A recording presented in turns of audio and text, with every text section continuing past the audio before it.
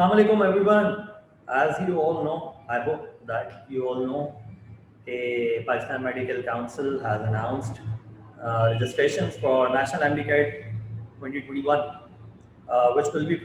which will probably be held after intermediate exams. और सबसे late मैंने आपको बताया नेशनल एमडी कैट। तो नेशनल एमडी कैट मीन्स के सबका जैसे लास्ट टाइम हुआ था तो एक साथ होगा सारे प्रोविंसेस का। तो सबसे लेट जो एग्जाम्स खत्म हो रहे हैं वो हो रहे हैं सिंध में, और वो हो रहे हैं अगस्त आई थिंक 16 और 18 ऐसे कुछ हो रहा है। तो अगस्त के एंड में या सितंबर में एक्सपेक्टेड है।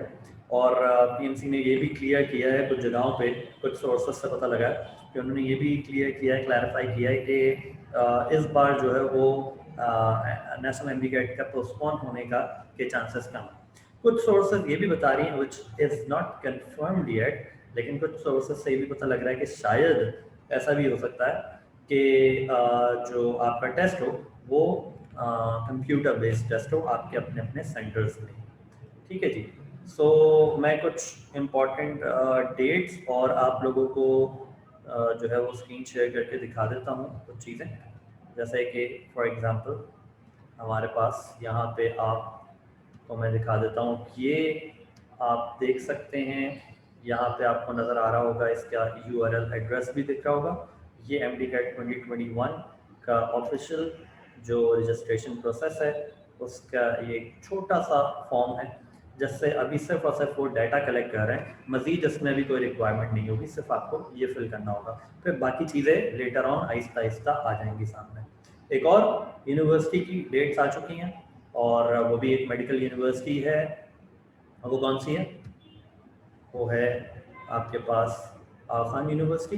खान यूनिवर्सिटी के जो एडमिशन साइकिल 2021 की जो डेट्स हैं वो भी आप लोग अपने सामने देख सकते हैं कि इसका जो टेस्ट है उसकी डेट इन्होंने अनाउंस कर दी है, विच इज़ 29 अगस्त। और जो एप्लीकेशन एक्सेप्टेंस है वो 19 अप्रैल यानी कि स्टार्ट हो चुकी है। So quickly you people should fill the form, और 28 जुलाई तक इसकी जो है वो एप्लीकेशन चलती रहेगी। तो आप वेट नहीं करिएगा, क्योंकि जब आप एप्लीकेशन फिल करने लगेंगे तो आपको प्रॉब्लम्स भी आएंगे। उन प्रॉब्लम्स को आपको थोड़ा फेस करना पड़ेगा, सॉल्व करना पड़ेगा, which will take some time. So अभी से आप लोगों को शुरू कर देना चाहिए इसका फॉर्म फिल करना। ठीक है जी। सो इसकी सारी जो डिटेल्स हैं वो यहाँ पे मौजूद हैं। ठीक है।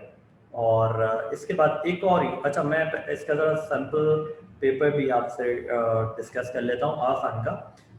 जो नेशनल एमडीकैट होगा वो तो कन्वेंशनली जैसे कि होता है 200 मार्क्स का, और उसमें सब जो है जिस तरीके से लास्ट टाइम हुआ था ऑलमोस्ट वैसे ही इस बार भी होगा। उसकी कोई अपडेट्स आती हैं तो I will let you know, लेकिन क्योंकि खान की अपडेट्स आ चुकी हैं तो मैं आपको दिखा देता हूँ। 20 MCQs from bio, 20 from chemistry, 20 from physics, और 2 इसमें पोर्शंस ऐसे हैं जिसमें आपको अलग से थोड़ा सा पढ़ना पड़ेगा, which is science reasoning and mathematics reasoning. ठीक है जी।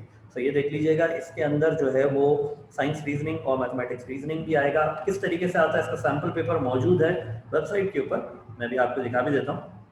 इसमें बायो, केमिस्ट्री और फिजिक्स के अंदर जो है वो नेगेटिव मार्किंग भी आप देख सकते हैं कितनी नेगेटिव मार्किंग है। 0.25 मार्क्स की नेगेटिव मार्किंग है। बायो केमिस्ट्री के क्वेश्चंस किस तरीके के आएंगे वो भी आप देख सकते हैं। साइंस रीजनिंग का एक्चुअली मैंने आपको दिखाना है कि साइंस रीजनिंग और स्पेशली इसमें जो मैथमेटिक्स रीजनिंग है इसके सवालात किस किस्म के आते हैं वो आप देख लीजिए। और इसके लिए ये है कि हमें जो मैथमेटिकल रीजनिंग या क्वांटिटेटिव रीजनिंग या जनरल मैथ्स की क्लासेस जो होती हैं वो ज़रूर लेनी चाहिए। तो उनसे होगा ये कि क्योंकि आपको पता है कि इस टेस्ट में भी और नेशनल एमडीकैट में भी कैलकुलेटर अलाउड नहीं होता है। सो कैलकुलेटर जो है वो क्योंकि अलाउड नहीं होता, लेकिन फिजिक्स और केमिस्ट्री तो आता है ना उसमें नेशनल एमडीकैट में जो आपका कन्वेंशनल टेस्ट है।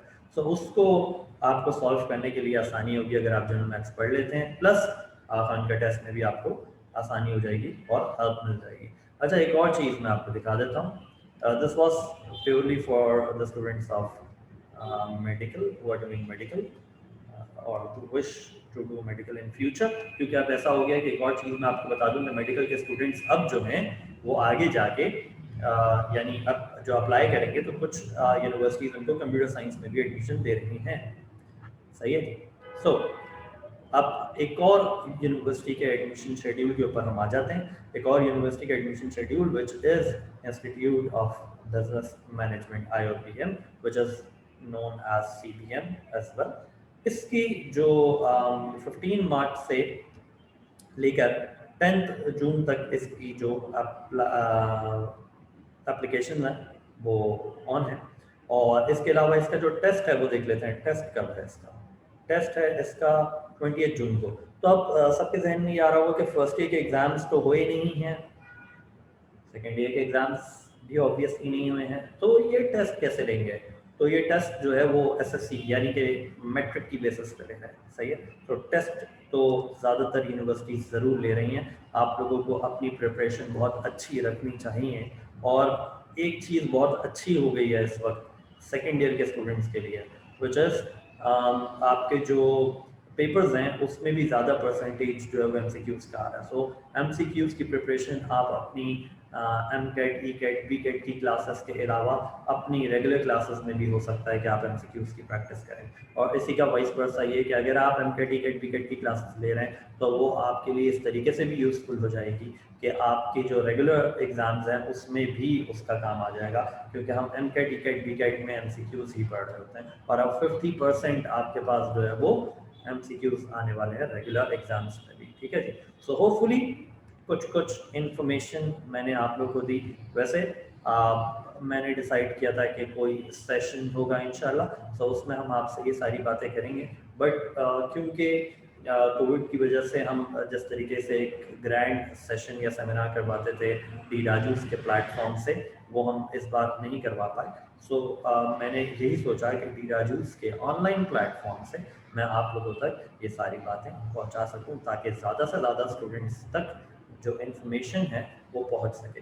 मैंने बहुत सारे स्टूडेंट्स को देखा है जो डिफरेंट जगहों पे डिफरेंट इंस्टीट्यूशंस में पढ़ते हैं, बहुत अच्छा पढ़ाते हैं सब, लेकिन वो काउंसलिंग प्रॉपर नहीं हो पाती या इंफॉर्मेशन सही तरीके से नहीं पहुंच पाती। तो मेरी कोशिश थी कि ये जो इन्फॉर्मेशन है मैं सब तक पहुंचाऊं, इसलिए मैंने सोचा क्यों ना इससे रिलेटेड एक वीडियो बना ली जाए और वो आप लोगों तक दे दी जाए। सो नेक्स्ट टाइम इंशाल्लाह कुछ और इन्फॉर्मेशन के साथ मिलेंगे, ठीक है। Till then thank you very much, Allah हाफ़िज़।